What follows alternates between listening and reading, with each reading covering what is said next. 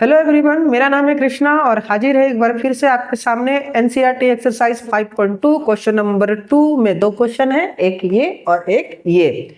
इस क्वेश्चन में आपको एपी दिया हुआ है जिसका 30 टर्म निकालना है। मतलब इसी सीक्वेंस को फॉलो करते चले, यानी कि -3 किए तो फिर 7 आया, फिर इसमें -3 किए तो 4 आया, और इसमें -3 फिर उसमें -3 करते करते जब हम 30 बार तक लिख लेंगे तो 30वां नंबर जो होगा उसका वैल्यू क्या होगा। और इसमें भी सेम क्वेश्चन बोला गया है कि ये आप देख सकते हैं +2.5 हो रहा है, यानी कि इसमें अगर हम लोग +2.5 जोड़ेंगे तो फिर ये आएगा, फिर इसमें 2.5 जोड़ेंगे तो 2 आएगा, और इस तरह से करते करते जाएंगे तो 11th बार लिखने के बाद कौन सा नंबर आएगा ये निकालना है।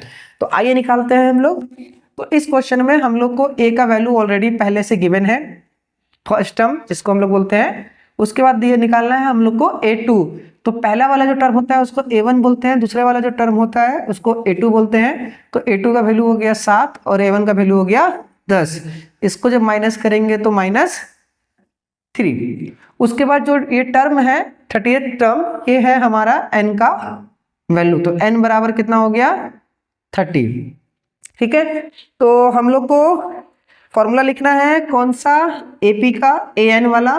तो an का जो फॉर्मूला है a + n-1 इंटू डी। ए का वैल्यू कितना है, ए का वैल्यू है 10, प्लस n का वैल्यू कितना है, n का वैल्यू है 30, माइनस फिर ये 1 का 1, और d का वैल्यू यानी कि कॉमन डिफरेंस कितने का है -3।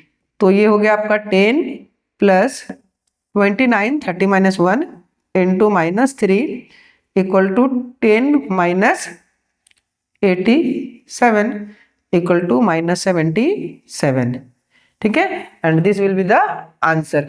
तो मेरा जो आंसर यानी कि ऑप्शन जो होगा वो सी नंबर सही होगा। ठीक है, आइए अब इसको देखते हैं, इसमें कौन सा ऑप्शन सही है हमारे पास। तो इसमें भी हमारा जो ए का वैल्यू है वो हो जाएगा -3, जो डी होगा हमारा वो होता है A2 - A1, यानी कि -1/2 -3। ध्यान रखना है कि एक माइनस मेरा फॉर्मूला वाला है और दूसरा माइनस जो है कि क्वेश्चंस में नंबर के साथ है। ठीक है, तो दोनों माइनस को ध्यान में रखेंगे। तो यहाँ पे ये माइनस हाफ हो गया और ये माइनस +3। डिनोमिनेटर में कुछ नहीं तो हम लोग 1 एजप्शन करके चल सकते हैं, आपको लिखना नहीं है, सिर्फ हम बताने के लिए यहाँ पे लिख दे रहे हैं। तो इसका जब एलसीएम निकालेंगे तो यहाँ 2 हो जाएगा, यहाँ -1 हो जाएगा। ठीक है, और यहाँ पे 6, तो ये आ जाएगा मेरा कितना 5/2। ठीक है, अब इसके बाद हमारा n का वैल्यू भी क्वेश्चन में दे दिया है कितना 11th टर्म, यानी कि n का वैल्यू हो गया 11th। आगे बढ़ते हैं, इसको सॉल्व करते हैं। तो फिर से AP का फॉर्मूला यूज करेंगे an वाला, nth टर्म वाला। तो a + n-1 into D. a का वैल्यू कितना हो गया -3, प्लस n का वैल्यू कितना हो गया 11 - 1, और d का वैल्यू कितना हो गया 5/2।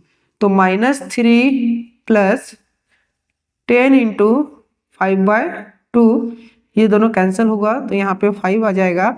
तो -3 + 25 इक्वल टू 22, यानी कि जो ऑप्शन है हमारा इसमें वो option number B right answer होगा।